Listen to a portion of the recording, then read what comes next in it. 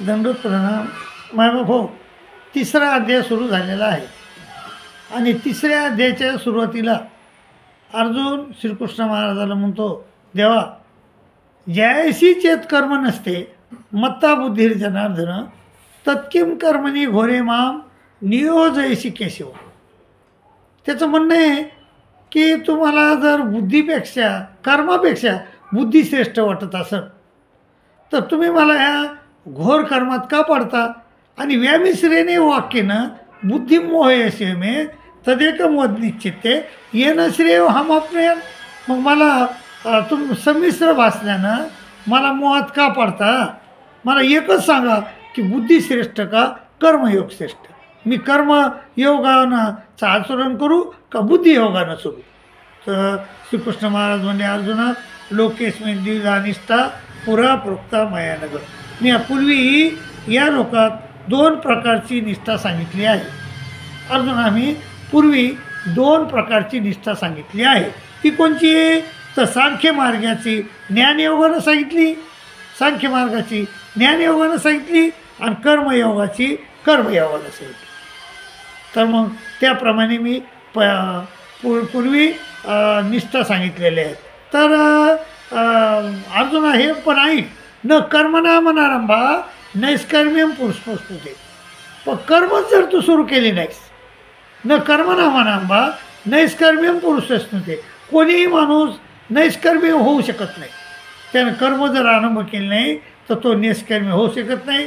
आणि नैष्कर्म्य झालं नाही तर त्याला सिद्धी कशी मिळेल. मग न कर्मणा मनारंभा नैष्कर्म्यम पुरुषस्नुते न तर संन्यासरा देव सिद्धीम समधी गच्छती. मग सिद्धी कशी मिळेल असं त्याचं म्हणणं आहे. आणि ते म्हणले अर्जुना कोणीही क्षणभरही म्हणजे कर्म केल्याशिवाय राहू शकत नाही. नाही कश्चित क्षणमपी जातू तिष्ठते कर्मकृत कार्य ते हेव सहा कर्म सर्व प्रकृती जाहीर गुणे. तर हे सगळं प्रकृतीच्या गुणानुसार कर्मे घडत असतात. रज तम सत्व हे प्रकृतीचे 3 गुण आहेत. त्या 3 गुणानं आपल्याला मायेनं ह्या देहात बांधून टाकलेलं आहे आणि त्यानुसार आपण म्हणजे रजसी तमसी आणि सात्विक कर्म करत असतो. 3 गुणानं नाही कच्चित क्षणमपी जातू तिष्ठते कर्मकृत कार्य ते हेवस कर्म सर्व प्रकृती जैर गुणे. पण काही लोक काय करतात, त्या या कर्मेंद्रियानी संयमे या असते मनसास्वर. कर्मेंद्रियाला संयमित करतात आणि मनानं मात्र विषयाचं चिंतन करतात. कर्मेंद्रियानी संयमे या असते मनसा स्मरण त्याला इंद्रियार्थाने मनात्मा मिथ्याचार समुच्यते. श्रीकृष्ण महाराज त्याला मिथ्याचारी म्हणले. म्हणून तसे कर्मेंद्रियाला दाबून धरू नये आणि मनानं विषयाचं चिंतन करू नये असं श्रीकृष्ण महाराजाचं मत आहे. परंतु मग कसं राहा म्हणले, यस्तेंद्रियानी मनसा, मनाने इंद्रियाला वश करा.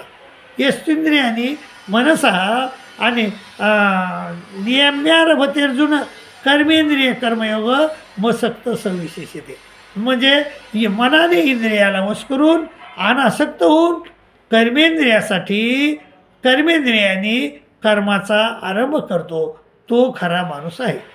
मग आपल्याला हो इंद्रिय दाबून धरायचे नाही आणि कर्म करायचे नाही आणि मिथ्याचारी व्हायचं नाही.